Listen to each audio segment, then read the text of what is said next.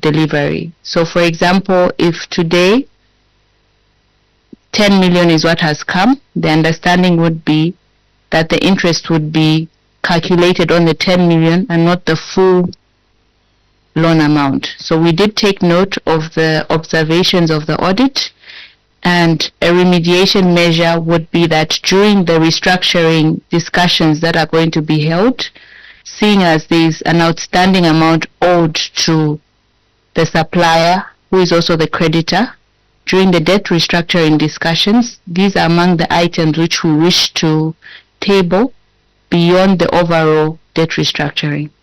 I submit, Chair. Thank you, PS. The other item relates to the question on recognizing debt on unsupplied goods. Sorry, PS. Yes, Honorable Anakoka. I don't know with your indulgence whether maybe we should conclusively deal with that submission before we move to the next issue. Should we make follow-up on it? Yeah, I think maybe it was in an interest that whatever the submissions are making, they can be done. Then we proceed now to have clarifications, because we are going to delve in that, and then again they come back to resubmit. Yeah. So PS, if because let's just mark what they are resubmitting, and then we'll proceed. You can take notes. So PS, you can proceed. Thank you, Chair. The other item related to the questionable recognition of debt on unsupplied goods, and on this, the indication was that there was non-delivery of goods worth 4.5 million at the time of the audit. Just to confirm that that's the matter. Proceed, PS. Yes. And I think in our submission we indicated that there was an undelivered amount of about 1 million. So on this item I would refer to the matter to Minister of Home Affairs, the goods, and confirmed the current the outstanding with the permission of PS.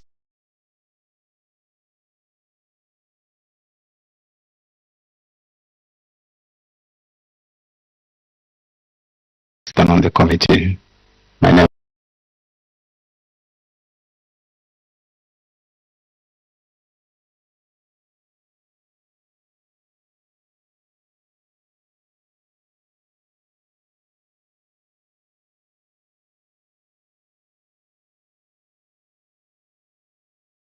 in August of 2021. The information was correct, but the supplier continued delivering the goods from October to December 21st. So the amount reduced to about 1.7, and the items not delivered were the traffic kit and the traffic ticketing items. So the amount has reduced. Honorable Committee, I submit.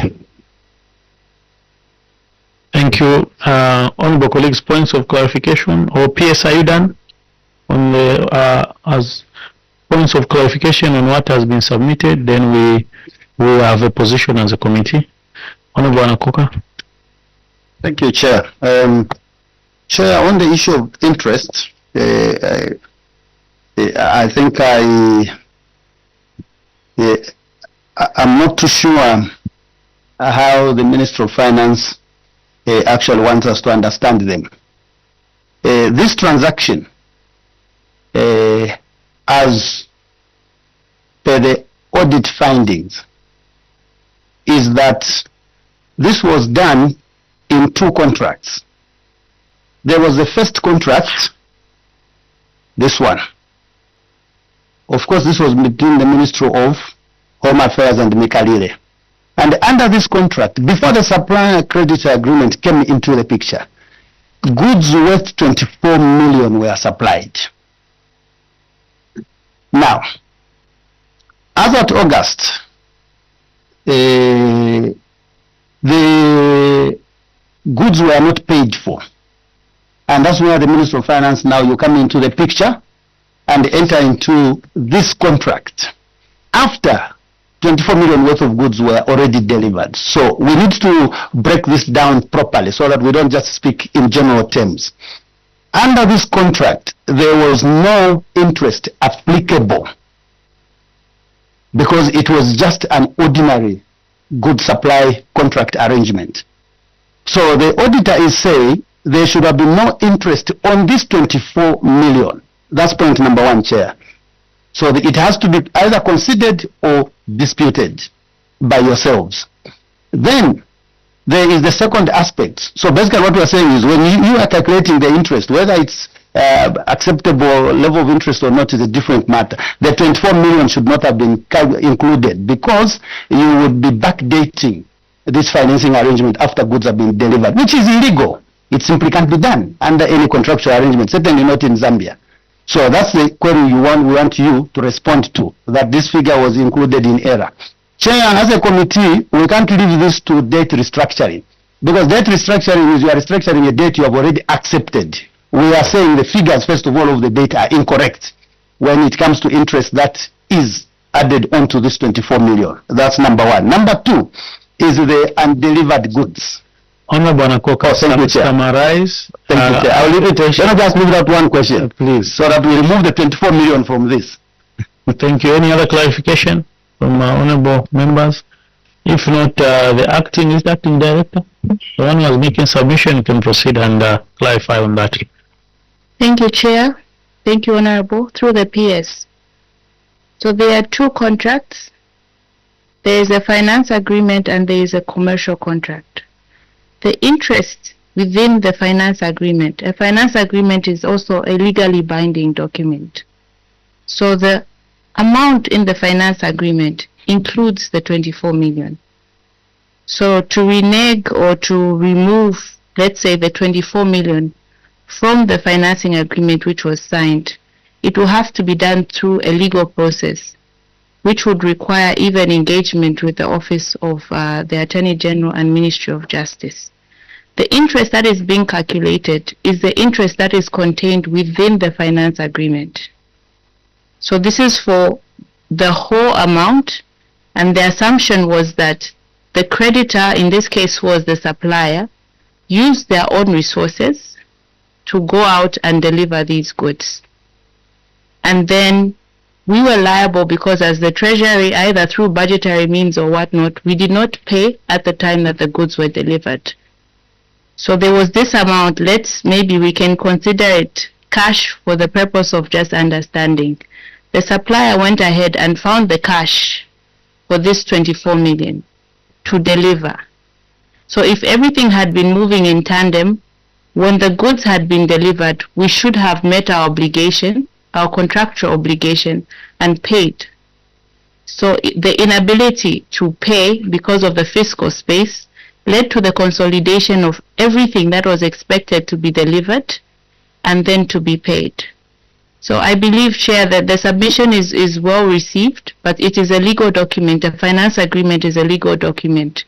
So the interest that was being calculated is based on the total amount as stated within the finance agreement. So if there is a dispute to say that this amount should have been removed through the PS, it's something which we have taken note of. And the understanding is during the restructuring, there is a restating of under what financial arrangements you will pay the person. So until we restructure with this person, the legally binding document is the currently existing supplier credit agreement.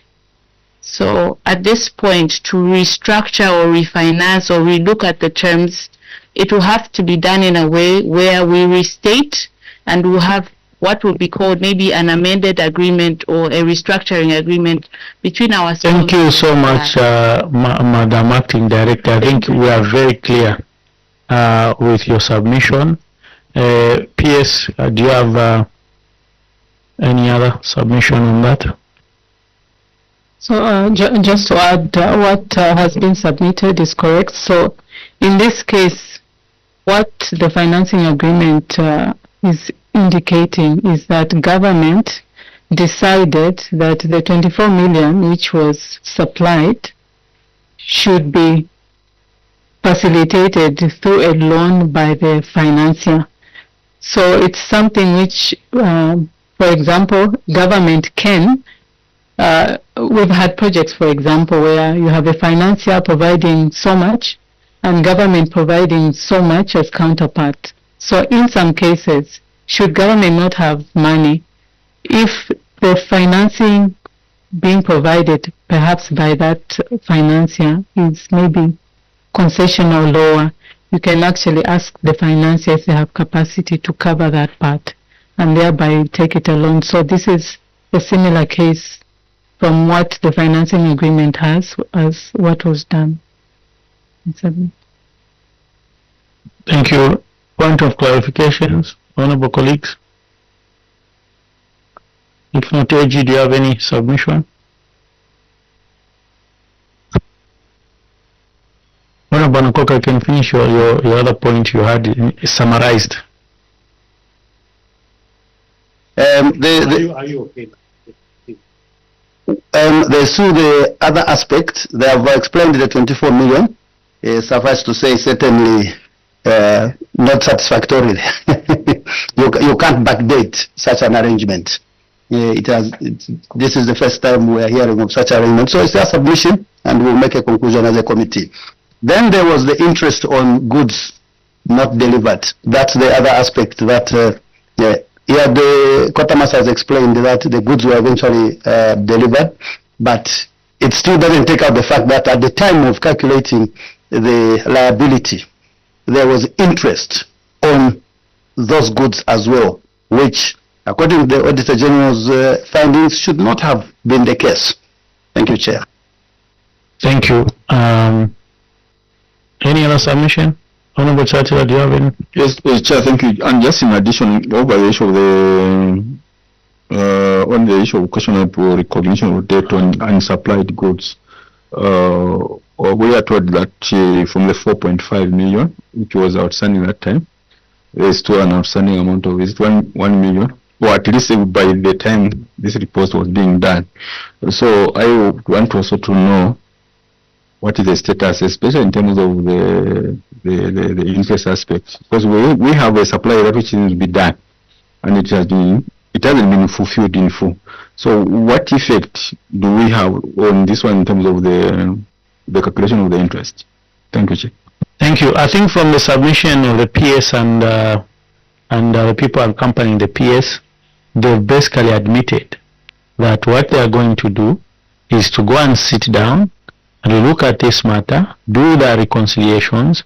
If there was there's that element of interest charged on undelivered goods, supplied and not supplied, they reconcile and renegotiate and come up to the actual what is being on, so that government can also be they can extinguish this issue from both angles. I think that's what I've forgotten, because you're saying you're going to engage the aforesaid company and look at those calculations we're talking about with AG, which you said yes, there's an oversight on that, which you want to go and sit down and amicably look at. Then all these reconciliations can be done. There's issue of verification which needs to be done to the police to see that yes, those goods were delivered, and by the Auditor General. And also finance, you've got your role now to sit with the supplier, do your reconciliation, do your negotiations, and come up now with what is the actual figure. With all these things taken into consideration, what was charged on the unsupplied goods, you renegotiate and say the actual should be this, we are taking off this interest should not apply. What is the actual method which is required as per standard? Is it reducing balance? Is it what? Because there was also that contention, so that now you can vividly say this is the position of this transaction, taking into consideration all these issues from home affairs, from education, and all come to education, to come up with the actual indebtedness of the government to the aforesaid supplier, with those issues which have been raised taken into consideration. I think that's what I've gotten so far, unless otherwise. Yes. Thank you, Chair, for that guidance and deliberation. For me, I think that is an open-ended statement. Well, this committee is sitting, and we have the timelines for it. Yesterday we indicated that we also be rising by the 2nd of August. Why do I say it's still an open-ended statement? Is then this committee is tied to nothing in terms of what year do we take. I think this issue has been standing for a long time. Unless if Chair, you are with your indulgence, you are giving them a command, or not a command, maybe a request that this issue can be resolved within our city. It should, but then we have the figures. So to that effect, if that's correct, then we need to try to do it then. Yes. So that we have the details as submitted, Chair. That's true. Thank you. It should be tied to a timeline because we have a short period of time. Finance, you have to work outside your normal, whatever you call it, if it's normal working hours, because we want this information in the quickest possible time, because we have to conclude and come up with a report. I was going to come to that, Honorable. I was just trying to preempt, I think, what they are submitting. Then we will agree as a committee to say, we are giving you 2 days or giving you so much days. Before we finish with other witnesses, we'll give you a small window to come back and give her all these things, because this is touching on so many things. It's not only on me. On there's education, it's the same. There's other issues, it's the same. So the quicker they give us that information, gives us a good roadmap. AG. Thank you so much, Chair. Just to agree with you, I think that if you look at the objectives of the audit, it was really to determine the total outstanding external debt. So I think that reconciliation between the Ministry of Finance and the supplier will be important for us to know what is actually supposed to be paid to Mikalile. But my question also is the supplier going to supply the things that were stated in the contract, or is supplying something else? Thank you, AG. I think through Home Affairs now, that's you can proceed, the quartermaster. Thank you very much, Chair. At the time of audit, we had written to the supplier indicating our interest to receive those 2 items. But later on, Command had noticed that these items were already installed in the country, if you under the Safe City project. So it was going to be a duplication of receiving those items. So later on, we were beginning to sit with the supplier, so we discuss and see if we can vary and help other items in terms of delivery, like uniforms. But before we could go further, these items started surfacing, so we paused. So that we are yet to negotiate so that the 1.7 can be delivered in uniform, where we are struggling as the Zambia police. I submit, Chair. Thank you. Thank you, AG. Thank you, Chair. That variation of the contract, I think, in my view, it needs approval, firstly by the Ministerial Tender Committee, I think, and I'm not sure, maybe with the Attorney General as well, since you are varying the contract, isn't it?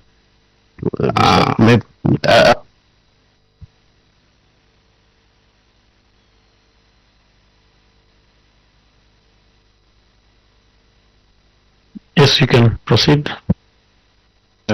So basically, what was outstanding were the police ticketing systems, as at that time when it was 4.5. So we hear other items have been supplied or have been delivered. So we don't know whether these items have to do with the police ticketing systems, or it is items outside what should have been delivered. And if it is so, that is a variation which requires the approval of the Ministerial Tender Committee. Even the other approval authorities like the Attorney General, I submit. Thank you, Quartermaster. Maybe resubmit, I think, on the same, so that we can just get it clearly in terms of a variation. What was being delivered to reduce the 4.5 million? Yeah, and then also you can finish up with the other issue from what has been submitted by Auditor. Yeah, thank you very much, Chair. At the time of closure of audit in August, according to what I got here, the items not delivered, of course, were the green uniforms for females and men, and several other whistles. There on this schedule, which I'll share with you later on. which is indicative of those amounts. So the reduction is based on those items, because when I took over, of course, I found the audit report was already issued, and the supplier notified us that they had some goods which are already in the country but not yet delivered. So I don't know whether they came across those documentation, because as far as Zambia police is concerned, when the Minister of Home Affairs wrote to us, we had submitted this information. And when I do my calculation, the traffic management system and the ticketing system only amounts to 1.7 million. It's not the total 4.5 or whatever it is putting across. Then the issue to do with the variation of the contract. It's mandatory, yes, but we needed to apply through the Ministry of Home Affairs Procurement Committee. But at the point of discussion, we had not yet done that. That's why we paused. But if the supplier was agreeable to the goods which we wanted, would have written to the permanent secretary, who would have tabled it to the committee for approval. I submit, sir. Thank you. Thank you. Honorable colleagues, any other points of clarification? Or maybe, honorable colleagues, we ask the supplier if he's got any submission. If not, then we can. Yes, Honorable Siboso. I wanted to find out, there was a contract that is where the contract that the supplier had is still running, because from what we've been just informed is that he delivered some certain goods from last year, October to December, and then this is 2020 to 2024, and we're in July. Did we have a specific period that we needed everything delivered? Was it, or it was open-ended? Is it still running? Thank you, Honorable. Quartermaster. Thank you very much, sir. In the contract, there's a schedule which indicates that the supply period was supposed to be between 6 to 8 weeks. But it's not last year when they did the supply, they did it in 2021. That's when they concluded supplying in 2023. December 2021. The last delivery was made on 1st December 2021. Thank you very much.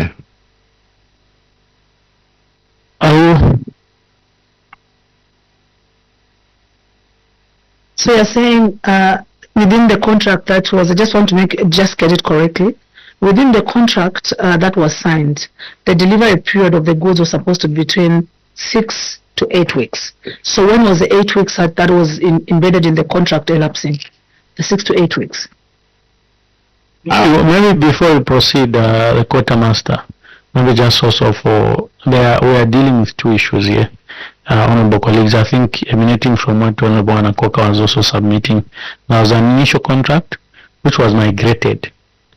So maybe also just for the understanding of the committee, PS Budget and Finance and PS Home Affairs, when it migrated to the supplier credit agreement, what was the delivery period? Was there a delivery period in that, or it was a milestone agreement where, or it was just a schedule that you start with this?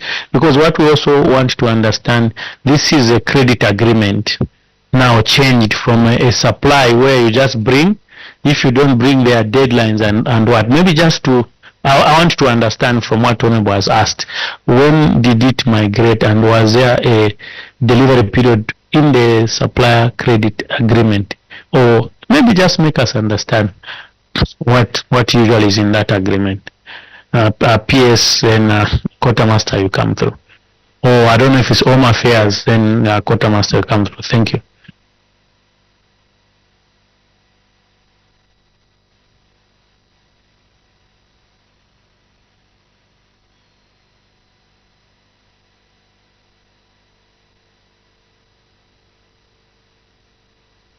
I don't know who's proceeding, Home Affairs, then Finance. I think Home Affairs will start on the contract. Home Affairs, who's submitting on behalf of Home Affairs, or is it the police? On the ordinary contract, Chair, and of course the budget period was 6 to 8 weeks. But we are aware that there were letters flying all over between Minister of Finance, Minister of Justice, the PPA, requesting for the supply credit agreement to come in place. But before the responses could be given to the IG or the permanent secretary, there was already a supply which was made on the 17th of March 2017. So later on, I think the Minister of Home Affairs, of Finance, took up the projects of running this contract through the supply credit agreement. I think they can shed more light on that. From the supply contract, we can only deduce information as are provided as of now. I submit. Thank you, Finance. Thank you, Chair. Maybe before Finance comes in, I'm told Mr. Kamfunti from Home Affairs, you are supposed to add.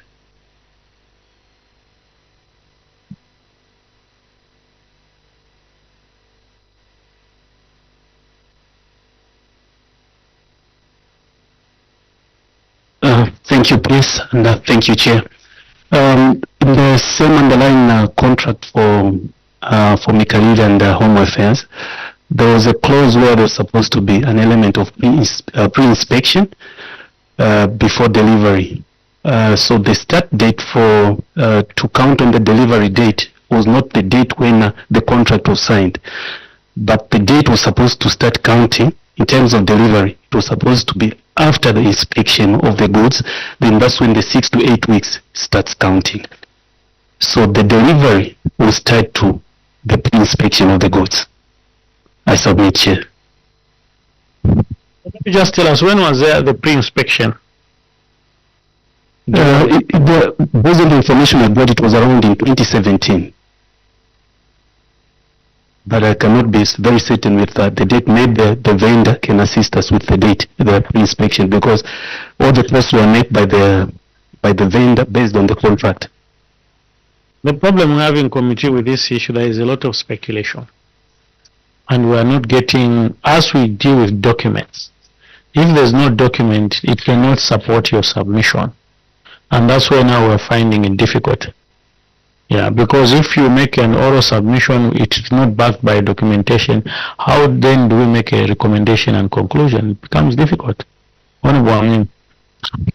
Chair, I agree with you. Where's the inspection report? Do you have it? Do they have it? That inspection that took place? Thank you. Do you have an inspection report when you did your inspection? I think that issue arose also yesterday, that the pre-shipment, I don't know what, pre-inspection before the goods are brought is supposed to be done, but there was that it can either be done from source or from their local warehouse here. I don't know, whatever the supplier has here, it can be done at both at either side. So I don't know if that was done, and there's a report. There's that question. Quartermaster maybe help us. Thank you very much, Chair. At the time of getting this information, we were informed that a pre-shipment inspection, of course, took place. But I think the report sits at the Ministry of Home Affairs, and I'm yet to consult with my colleagues whether that report sits in that file which they have carried today.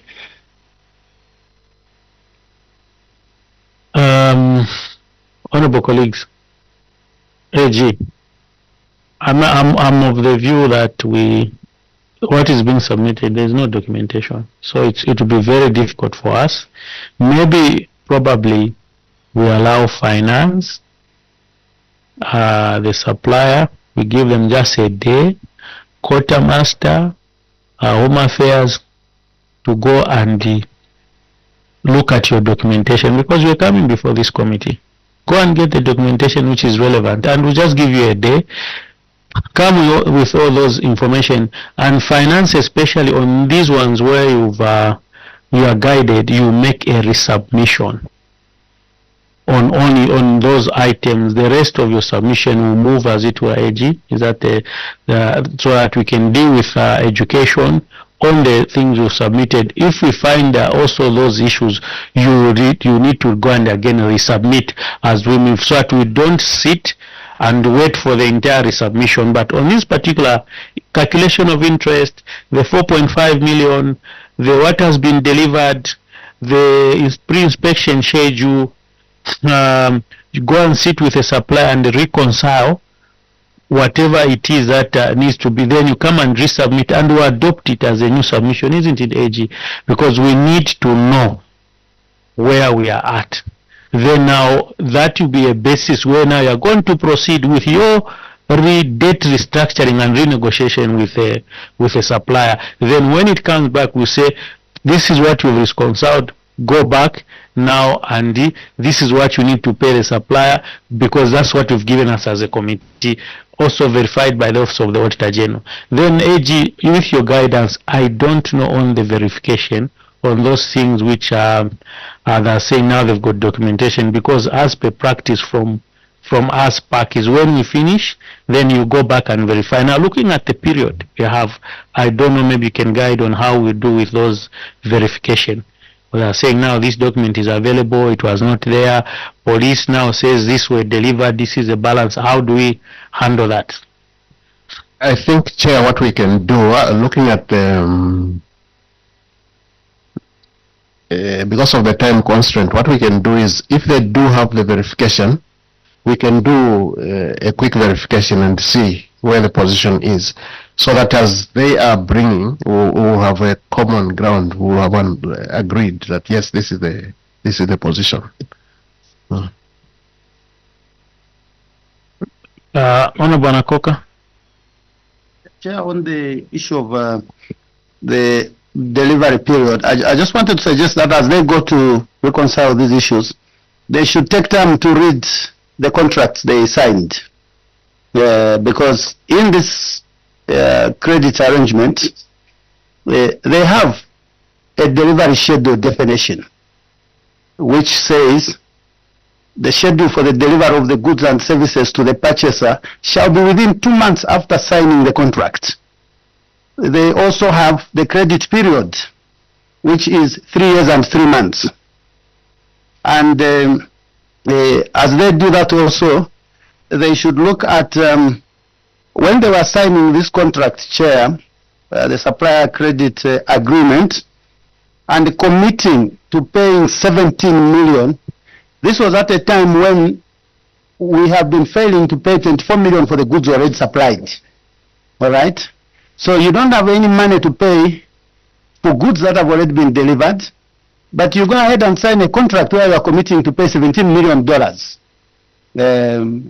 now under this financing arrangement. So as part of our better understanding of this whole thing, we will be guided so much by the contract that was signed, the contracts that were signed. So they should take time to refamiliarize themselves with the contracts that they signed, Chair. Thank you. Thank you. Maybe from what Honorable Nakoka said, Quartermaster, when was the delivery done? Under what period? Sorry, sir. The delivery was done between 2016 and 2021. During all that period, there were partial deliveries.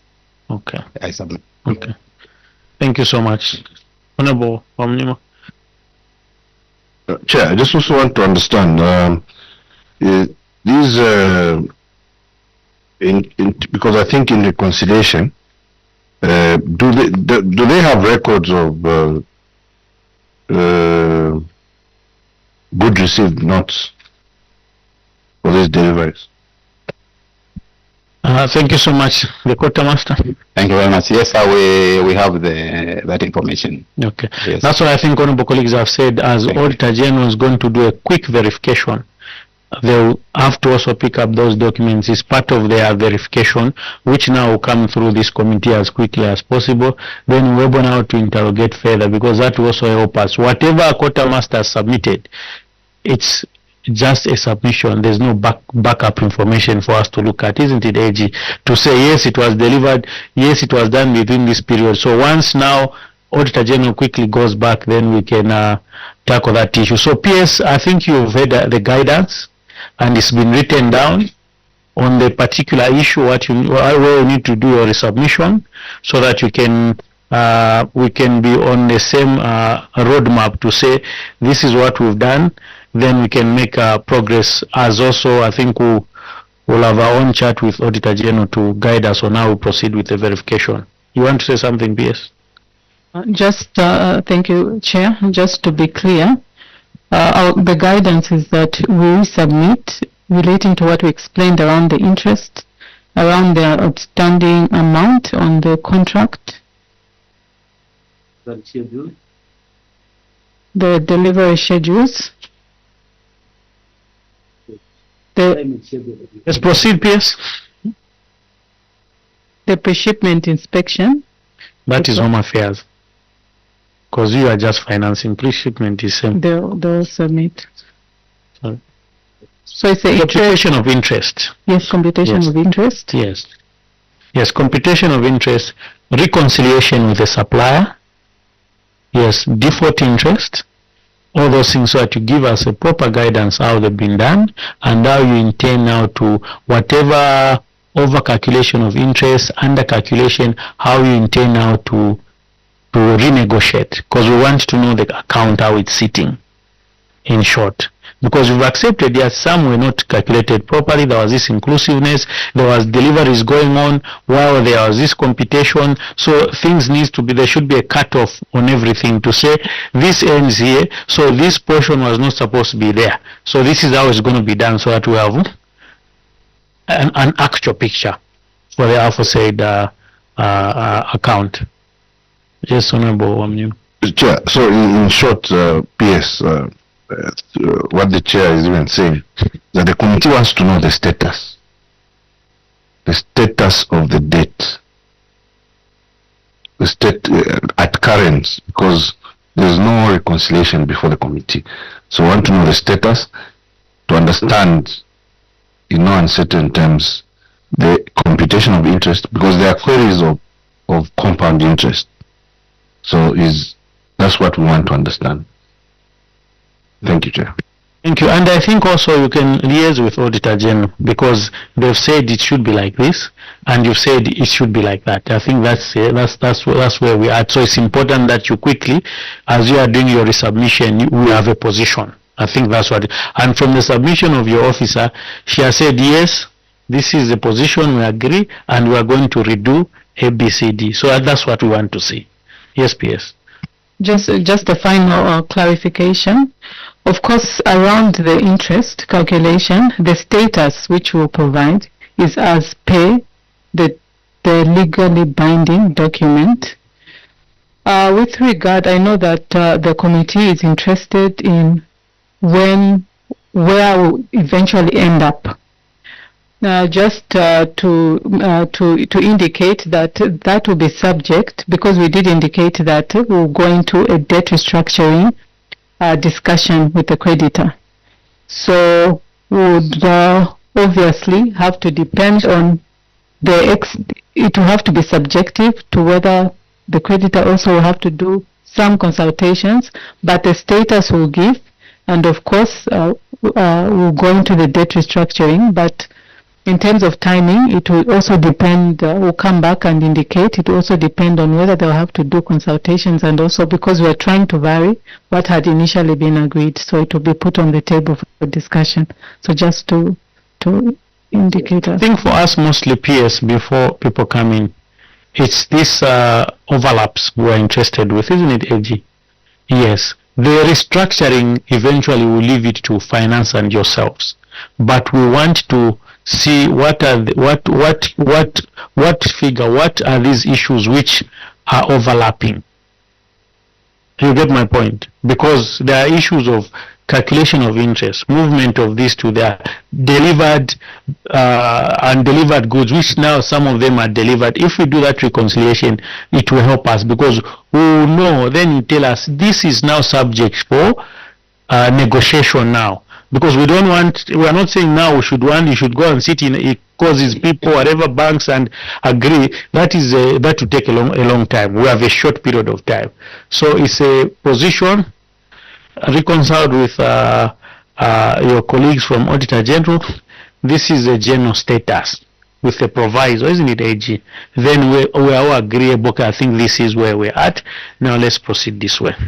I think it's clear. AG? I just have one question from the PS. PS, do you have a standard for the computation of interest for supply credit agreements, or this is left to negotiation with whoever the supplier is?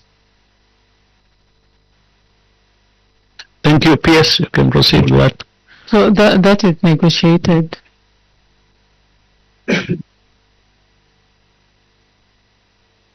However, as indicated by my colleague, as in any borrowing that is undertaken, the general rule is that you should be charged interest on what you have borrowed.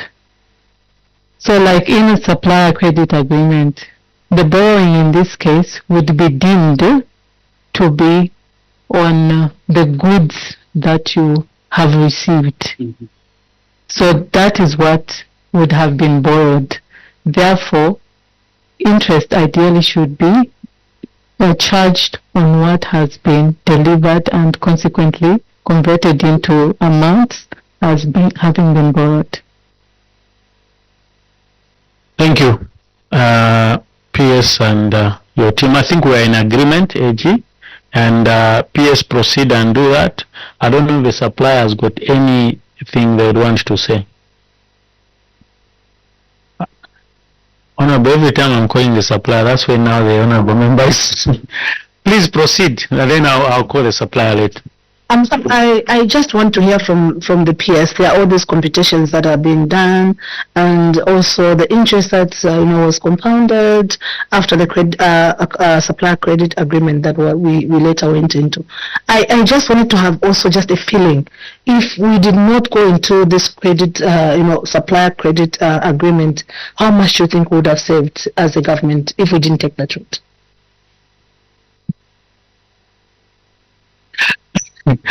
PS. Yes. Chair, we don't have the facts of what the situation was at that time, so it would be difficult to actually estimate what saving would have been. Thank you. Thank you, PS. Honorable colleagues, I think we have the roadmap, and we've agreed as a committee how we intend to proceed.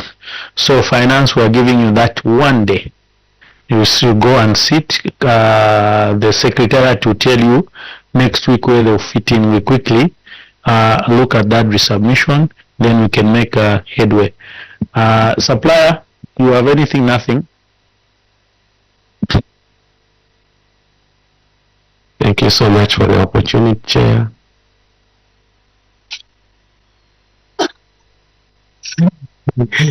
The one thing which should be noted is, from the inception, this was meant to be a supplier credit agreement, and that is what it is. Even the communication, from the inception, it was not supposed to be a contract in isolation. The reason why it was signed in 2019 is just because of the delays and the bureaucracy from government. Otherwise, from the inception, even the clearance, the Treasury Authority which was gotten is based on the supplier credit agreement. So this cannot be separated. They have to be treated as such. And this is why the Auditor General's office, with due respect, I think that's why they got it. It was like we were supplying, then along the way we realized that the government don't pay. Then we entered that. That was not the case. Even when there are documents with the PS, even with the quartermaster, which will show that from the beginning, this was supposed to be a loan agreement because the government didn't have the money. So what has caused all this, the lapses, is because of the government bureaucracy. That's why even the meeting where I was saying, who's the aggrieved here? The aggrieved here is the supplier, who has lost money because of the bureaucracy with government. And now what is happening here, it looks like the aggrieved is the government when it's supposed to be the other way around. The aggrieved is the supplier, and we have got documentation from beginning to the end to that effect. So if there is any entity which should cry here, is the supplier and not the government. Supplier, up to now, we are paying heavily the interest to our, this money we didn't get it from the pockets, we got it from the loan, from the banks. And what usually happens, Chair, I need to bring this to our attention. We had the same scenario in Tanzania. Our financing bank, they are so strong, and what they push for including the Auditor General's report, everything, because to and from, they have got all the records that we have. So what they push for is when the government defaults, it's not us who makes the man unfortunate. If it was us, it would be okay. It's them. Thank you, sir. I think you've done your submission, the earlier one. For us as a committee, that's important, not to cut you short. The Tanzania, this, we are focusing on this item. You've made your submission, which we agree to it. Any last remarks? Okay, the chair, thank you so much. With those comments, I submit. Thank you so much. At least there is someone who was making sure that you submit that, because you complained yesterday. We are grateful. we are grateful for your submission. Honorable Anakoka. Yeah, Chair, I think the supplier has made very, very important submission that I wanted to suggest that the PS and his team, as they go to prepare a little bit more, they should suggest that that was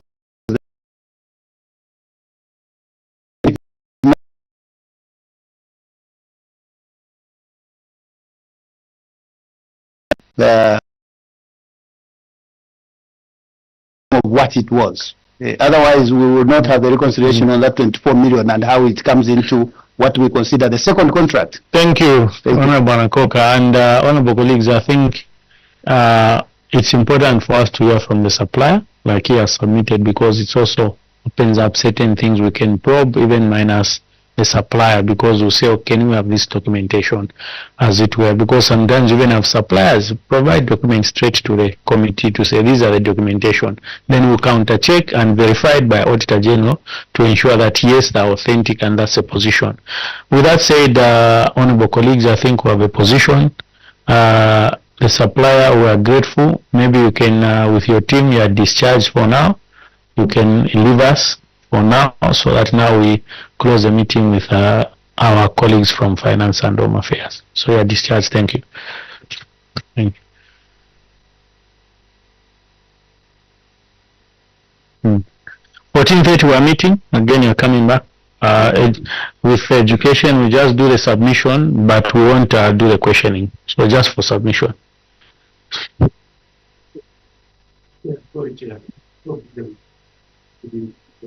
Didn't prepare.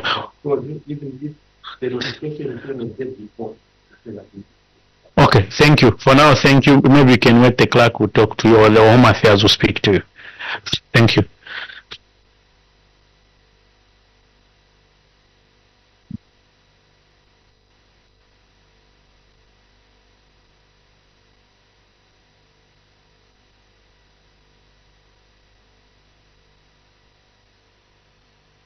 Thank you so much, honorable colleagues.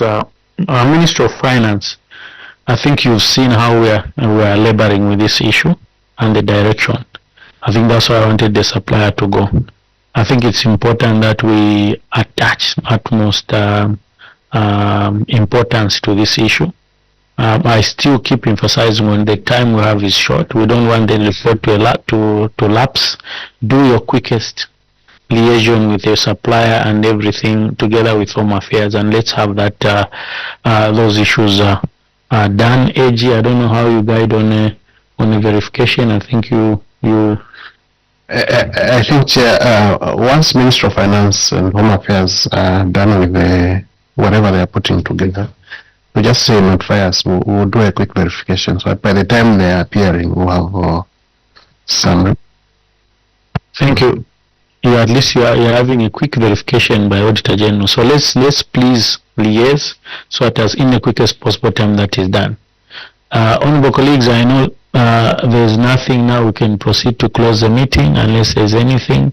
The two controlling officers, Honorable Amnima. Sorry, among the things we also need is also the Treasury Authority. The issue the supplier brought. I think that's what Honorable Anakoka was trying to. We need a copy of that Treasury Authority. Thank you very much, Chair. Thank you. And also, that's what we are saying, liaise, because he has, we know officers have changed. but he might have information you don't have. Get it and go and verify at your office and get the information. Then there's Auditor General also to verify.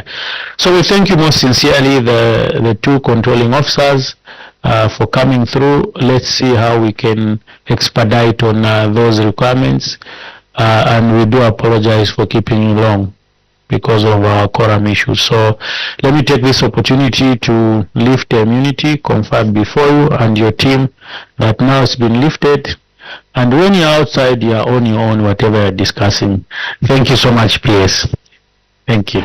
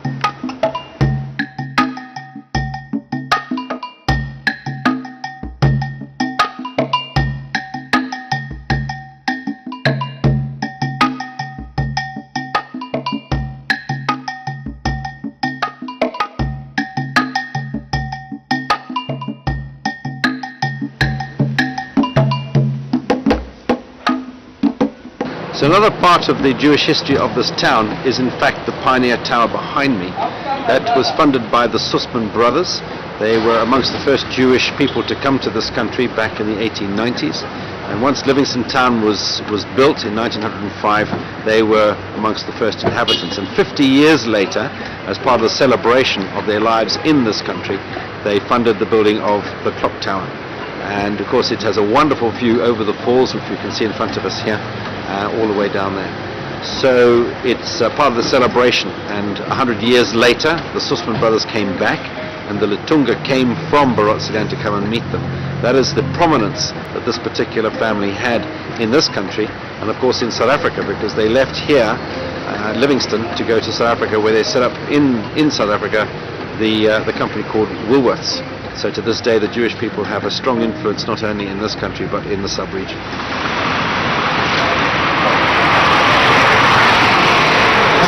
This is Nicky Iljon's shop.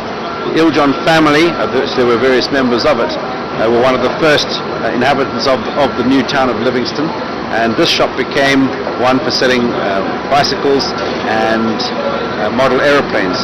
Now Nicky Iljon himself was the one who sadly closed down the synagogue when the last child had gone through there back in 1972.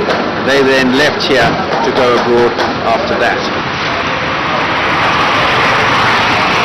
Behind me you can see there's a shop with pharmacy written on it. This used to be Sossi's garage. This was a man called Harry Sossen who married into the Sussman family, and he had the leadership of the Chevrolets back in the Northern Rhodesian days. And also, I'm pointing out over here, this tree is exactly where King George VI of Great Britain stood in 1947 in his visit to this country.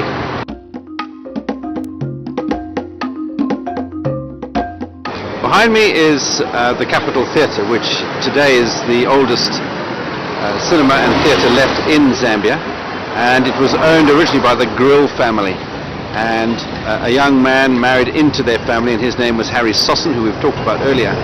And this is where famous people in the world like Alfred Hitchcock and Danny Kaye came through to see films here. It was built in 1931, and beyond it is the yellow building, Stanley House, which is where they sold the finery to the local girls. That was dresses and all the rest of it as well.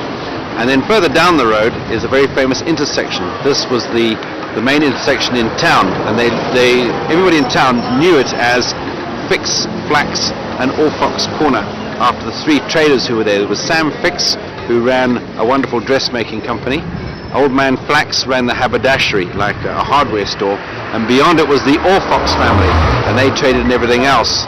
And the humor at the time was that these three business folk made all their money during the day and ran it across the bank, which is on the fourth corner. And if you look down the end, that's a lovely white building over there, which used to be Barclays before it moved across the road.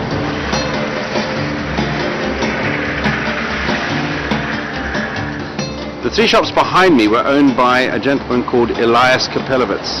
Elias came from Latvia just before the First World War and traded with the local people further upstream. He used to paddle with his workers 40 miles upstream to exchange goods like beeswax and honey and things like that.